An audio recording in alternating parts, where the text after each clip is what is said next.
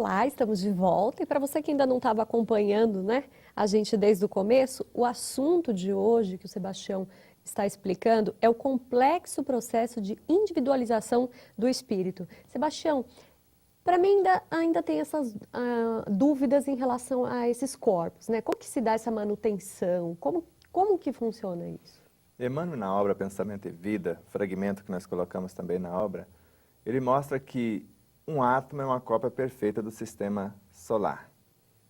Mas tem outros seres que falam que um átomo é uma cópia perfeita do universo, como Joana de Ângeles. Então, o universo é feito de átomos e os átomos, por sua vez, são universos miniaturizados. E um núcleo atômico é um centro vital. Então, agora vamos entender isso.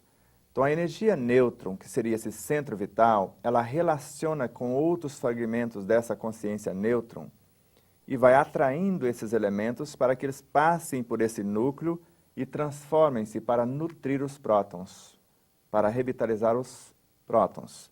Os prótons, transformando essa matéria, ele também relaciona-se com outros prótons de outros átomos, aprendendo novas realidades e transformam esses elementos em elementos nutridores dos elétrons. Então, vai expandindo a consciência dos elétrons.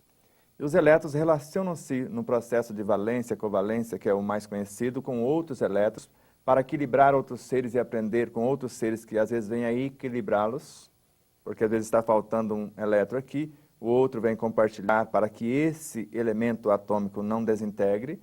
E esse processo, então, de relacionamento entre nêutrons, prótons, elétrons, acontece também a nível de fótons, que são as partículas mais nobres, né, dos átomos em si. Então, nós vemos no átomo vários corpos. Nós podemos chamar o núcleo, a estrutura nêutron de um corpo, o corpo físico, a estrutura próton de um corpo perispiritual, a estrutura elétron de um corpo mais abrangente, que seria o universo mental, e a estrutura fóton seria a consciência, porque é a energia mais nobre. Então, nesses 4 estágios, nós veríamos a parte física, que teria a função de catalisar recursos para transformar em energias perispiríticas, que seria o próton, a energia perispiritual enriquecendo a mente, que seria os elétrons, e a mente tendo a função de transformar todo esse conteúdo em consciência, que seriam os fótons, porque os fótons são os elementos que organizam e mantêm esses da retaguarda. E, ao mesmo tempo, os fótons, relacionando com outros estágios, vai adquirindo valores, porque no futuro, de elementos físicos, de elementos, né, de inteligências físicas, que vão participar de vários estágios na matéria até o ápice do corpo físico, eles vão transformar-se em inteligência psi, porque o fóton já é um elemento que está na fronteira entre o físico e o psi. E esse núcleo atômico do psiátomo, porque após ser átomos físicos, passar por todos os átomos, os elementos do sistema periódico que conhecemos, eles transformam de algo físico, porque eles já comporam, então, o reino mineral, vegetal, animal, pré-humano, está chegando no reino humano e está no ápice do corpo humano agora. Eles vão transformar-se em átomos psi. E o núcleo do psiátomo, o primeiro núcleo, nós chamamos de bio, o elemento que organiza e mantém a vida. O equivalente ao modelo organizador biológico em nós.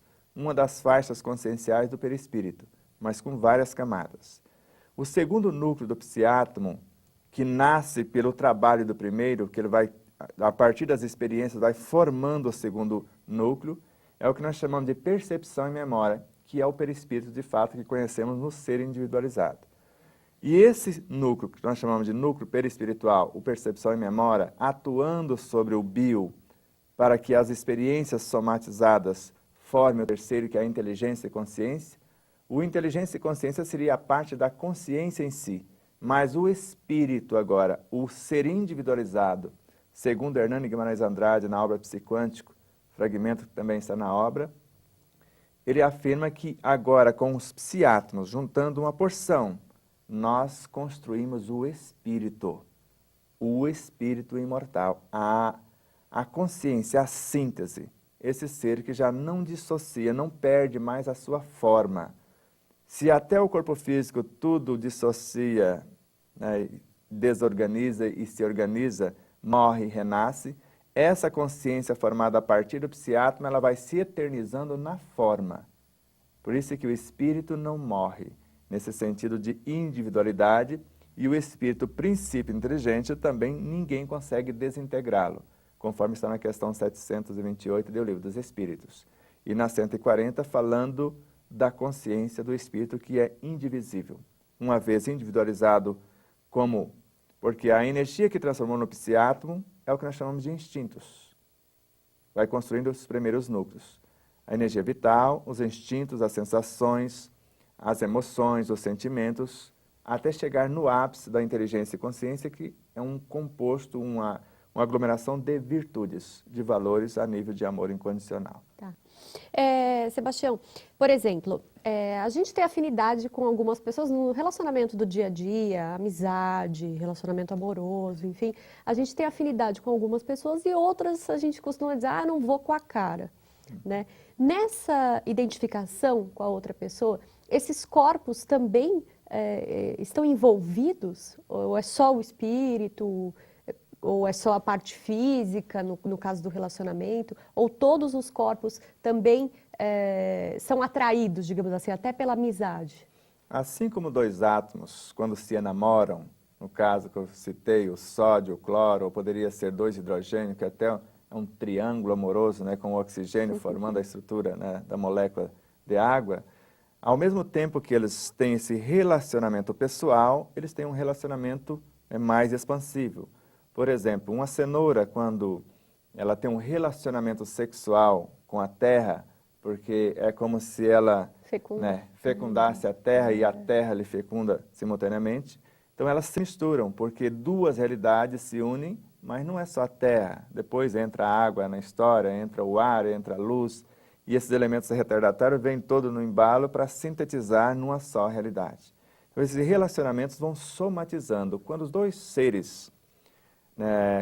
a nível de um relacionamento conjugal, eles trocam hormônios físicos ou se misturam fisicamente a tal ponto que a partir de tantos anos de relacionamento você olha e fala, mas são irmãos? É verdade. Porque essa estrutura altera, né, o DNA dos dois, vão ficando parecidos, certo? Porque eles vão formando para o futuro o que nós chamamos de almas afins e não de almas gêmeas, almas afins que vão se unir para formar consciências mais amplas.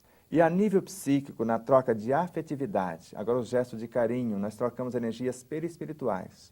Então, perispiritualmente, nós vamos ficando parecidos, né? Emocionalmente, né? Psiquicamente, porque nós vamos trocando gentilezas, né? Esses estados conscienciais, e isso vai a nível mental. Daqui a pouco eu penso, você fala. Daqui a pouco não precisa mais de telefone, nós conversamos à distância. Isso vai se afinizando de tal forma até eu perceber no processo bem íntimo da consciência que eu estou dentro de você e você está dentro de mim. Porque quando nós estamos fora do corpo, quando vamos falar com alguém, eu me sinto dentro do alguém, porque o alguém me ouve como se eu estivesse dentro da consciência, dentro da mente dele, e quando ele responde, porque não precisa mais dos movimentos, nem mecanismo fonador, nem coisa nenhuma, eu percebo que ele está dentro de mim.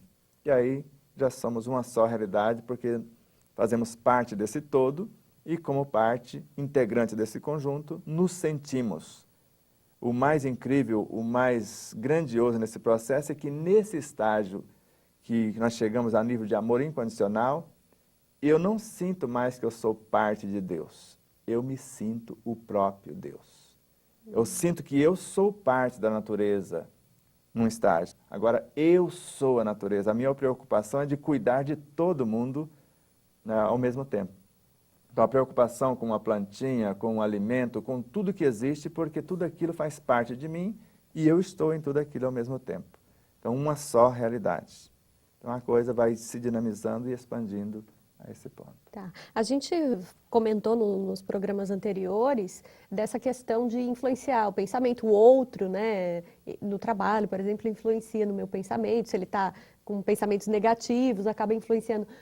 Nos outros corpos, essa influência também acontece? Ocorre também. Essa influência, segundo Allan Kardec, que estudou o magnetismo mais de 3 décadas, né, e outros luminares que também estudaram, ela existe em todos os estágios.